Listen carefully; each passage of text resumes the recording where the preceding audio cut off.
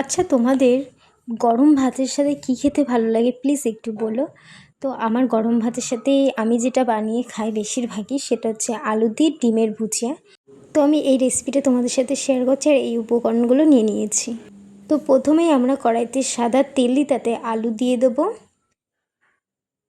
আলুটা একটু নেড়ে চেড়ে তাতে পেঁয়াজ কুচি, টমেটো কুচি, রসুন কুচি আর কাঁচা লঙ্কা কুচি দিয়ে দেবো।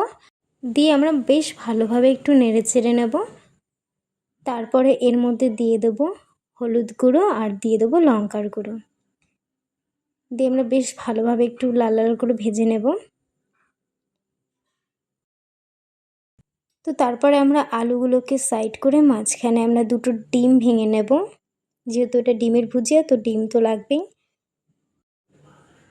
তো তারপরে আমরা ডিম দিয়ে আলু দিয়ে সব কিছু মিশিয়ে ভালোভাবে ভেজে নেব।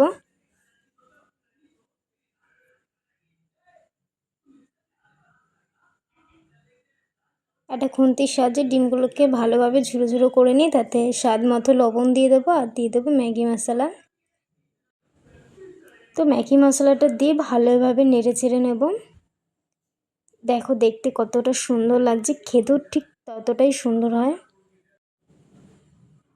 তো প্লিজ একবার বাড়িতে ট্রাই করে দেখো, এটা গরম ভাতের সাথে তো খুবই সুন্দর লাগে খেতে।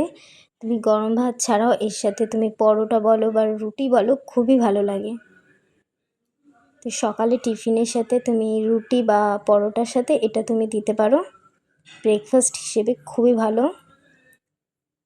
একদম সহজ উপায় আর খুবই কম উপকরণ দিয়ে এটা বানানো হয়, খুবই টেস্টি লাগে।